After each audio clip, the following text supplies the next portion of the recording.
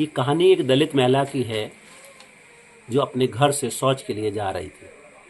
तभी एक गांव का दबंग इनको रास्ते में रोकता है, इनके साथ अश्लील हरकतें करता है और इनको धमकियां देता है।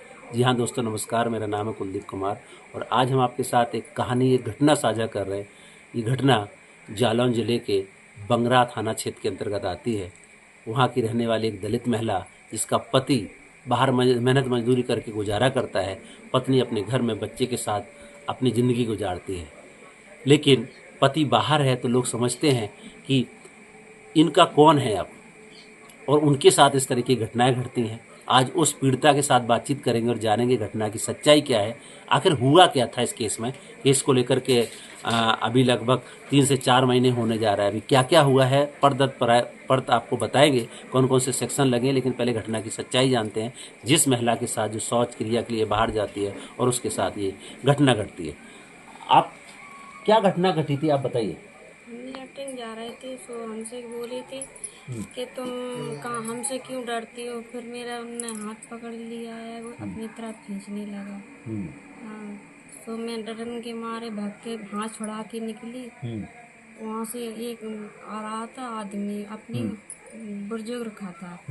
सो वो उसको देख के सो छोड़ दिया हाथ मेरा। तो आपके घर में शौचालय नहीं है क्या जो आप बाहर जाते हैं? नहीं है, नहीं है। आप इस सच्चाई को भी देखने और जानने की जरूरत है। एक तरफ तो देश की प्रधानमंत्री जी ने घर घर शौचालय बनाने का अभियान चलाया, पूरे गांव से लेकर के पूरे देश और प्रदेश और जिले को ओपन डेफिनेशन फ्री किया।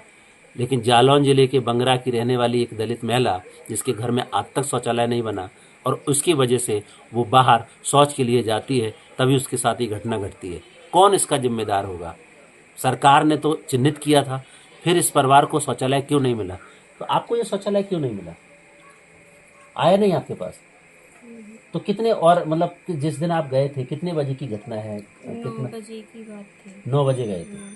तो वहाँ बाबा जी ने देख लिया, कोई बुजुर्ग ने देख लिया, उसके बाद उसके बाद उसने हाथ छोड़ दिया और बस चला गया। क्या बोला? कह रहा था कि तुमको हम अपनी घरवाली बना लूंगा 15 दिन के अंदर अंदर। अच्छा, हाँ, ये बोला? हाँ ये बोला। और गाली गलौज करने लगा है, बुरी बुरी गंदी गंदी गाली देता है। हाँ, तुमको हम अपना बना लूंगा और कोई किसी का नाम औकात नहीं है जो हमें रोक सके। हाँ, यही बोला था। तो जब ये घटना घट गई फिर आपने क्या किया? क्या किया है कि हमने फिर अपने पति को बताया। उस घर पे पति शिकायत। कहाँ रहते हैं? बाहर रहते हैं। उस दिन पति कहाँ थे? उस दिन भी बाहर थे। पति घर पे नहीं थे? नहीं थे। अच्छा, तो आपने पति को क्या फोन किया? फोन किया, फिर हमने ये आए घर पे मेरे पति, फिर हमने इनको बताया इस पूरी घटना। तो फिर इनके घर पे शिकायत करने गए थे उनके घर वाले और हमको धमकी दे रहे थे। क्या बोल रहे थे? कह रहे थे कि का नाम, हाँ ठीक है हम समझा लेंगे, जो है जो करना है वो सब कर लेंगे, हम नहीं कर सकते कुछ। हाँ समझा लेंगे हम, बस इतनी सी बात। तो इस दलित महिला के साथ जब ये घटना घटती है, वो महिला जो है अपने पति को फ़ोन करती है, क्योंकि पति यहाँ पर थे नहीं, पति बाहर मजदूरी करते हैं। जब पति को बुलाती है, पति घर पे आता है, सारी घटना बताते हैं, तब थाने की तैयारी करते हैं। उस घटना के जो इस महिला के पति है, मैं उनसे बात करूँगा। आपका नाम क्या है?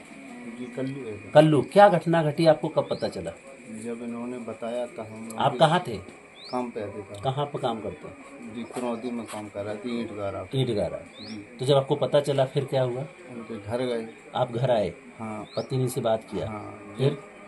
जब हमने उनसे कहा हमने कि ये क्या है, तो बोले जैसे निपटना हो तैसे निपट लो।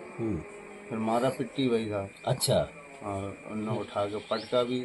अच्छा, आपको मारा भी? हाँ, और हम गए चौकी में FIR कराने। तो 2 दिन तो लिखी नहीं गई थी, फिर तीसरे चौथे दिन बताई, फिर माधोगढ़ गए तो बड़े खाना तो लिखी है, लिख के और तब से तो फिर बोलते हैं कि अगर वो कहीं भी फंस गए तो गर्दन काट काट के अपना घर सजाएंगे। ये धमकियां दे रहे हैं? हम जेल तभी जाएंगे जब हम एक आध को मूल काट के अपने घर पर टांग लें। ये बोल रहे हैं। मेरे बच्चे भी खेलते हैं तो मेरे बच्चे को भी मारने की धमकी देते हैं।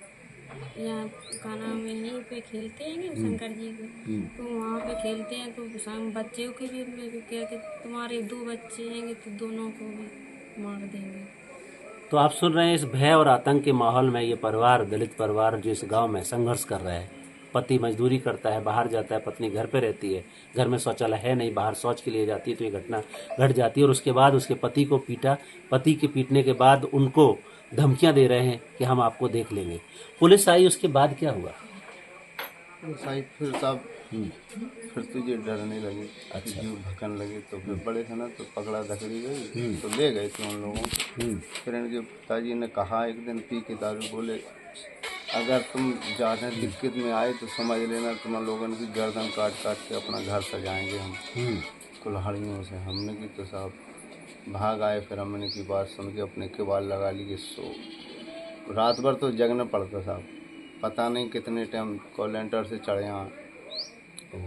तो अभी भी इनको डर है?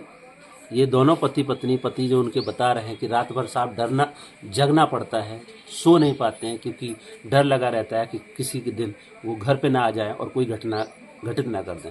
फिलहाल इस केस की FIR दर्ज हुई है, जिसमें 354, 323, 504, 294 और SC/ST एक्ट की धारा 325A के तहत ये मुकदमा पंजीकृत हो गया है। केस शुरू हो गया है और पीड़ित अपने न्याय के लिए अभी भी डर और भय के माहौल में जी रहे हैं।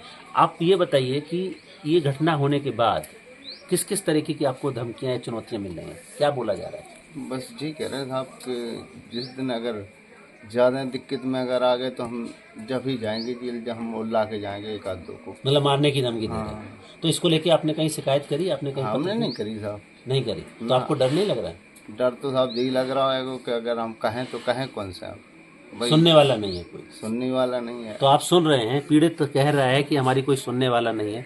सरकार ने तो कितने सारे प्रोविजन, थाना बनाया है, स्पेशल कोर्ट बनाए हैं, पुलिस की जिम्मेदारी है, तमाम नेताओं की जिम्मेदारी रहती है जो ऐसी घटनाओं में जाकर के पीड़ित को सहायता देने की ज़रूरत होती है, पुलिस को प्रोटेक्शन देने की ज़रूरत होती है। लेकिन पीड़ित तो कह रहा है हम जाएं तो जाएं कहाँ?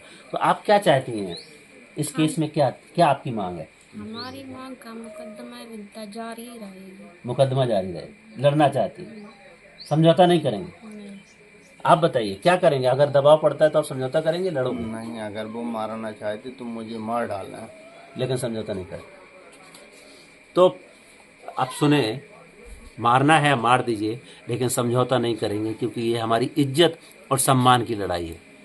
सोचो अगर आपकी बहू बेटी के साथ ऐसी घटना घटे तो आपको कैसा लगेगा और आप कैसा महसूस करेंगे?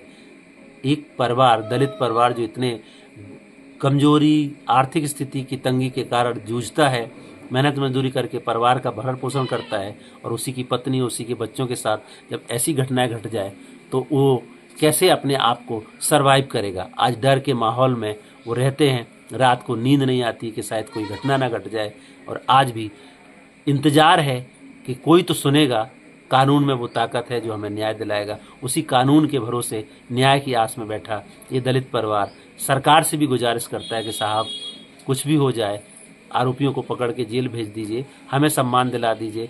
हमारे मारने की धमकी दिया जा रहा है, गर्दन काटने की धमकी दिया जा रहा है, कोई नहीं सुन रहा है। अकेला ये परिवार अपने गांव में संघर्ष कर रहा है। जालौन जिले के बंगरा थाने की घटना, आज हम आपको इस घटना की सच्चाई सामने रख रहे हैं। निश्चित तौर से ये परिवार डर और भय के माहौल में जी रहा है, जो कह रहा है कि साहब जान चली जाए, समझौता नहीं करेंगे, सम्मान के लिए लड़ेंगे, क्योंकि ये हमारी बहू बेटी के साथ ऐसा हुआ है और आपकी इस बहू बेटी के साथ हो तो आप भी शायद यही सोचेंगे। हम सरकार से अपील करना चाहेंगे कि इस परिवार को तत्काल शौचालय दिया जाए, आवास की व्यवस्था करी जाए और इस परिवार को सुरक्षा दिया जाए, ताकि ये इज्जत और सम्मान के साथ अपने गांव में अपनी ज़िंदगी को जी सके और अपने परिवार को भरण पोषण कर सके, क्योंकि बेहद तंगाली की हालत में ये परिवार आज भी संघर्ष कर रहा है। आज की कहानी में इतना ही, कल फिर मिलेंगे, तब तक के लिए नमस्कार। जय भीम, जय संविधान।